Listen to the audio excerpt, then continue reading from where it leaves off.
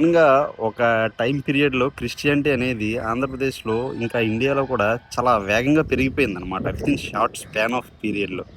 అది ఎలా జరిగిందనే దానికి నేను ఇప్పుడు మీకు ఆన్సర్ ఇవ్వబోతున్నాను. కొన్ని కాలేజెస్, స్కూల్స్ పేర్లు చదువుతాను. ఒకసారి వినండి మీరు కూడా.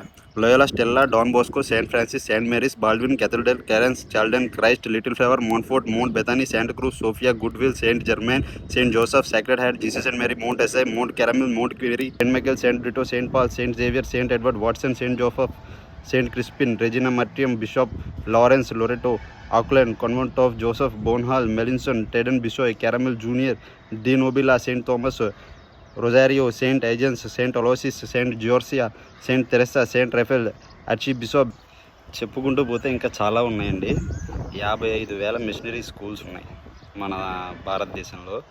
వీటి పని ఏంటంటే యేసు బొమ్మ ముందు పెట్టి వెనకాల వెస్టర్న్ ఎడ్యుకేషన్ నేర్పించడం. ఈ స్కూల్స్లో మన సనాతన ధర్మం గురించి, మన సనాతన గొప్పతనం గురించి ఎవరో చెప్పరన్నమాట.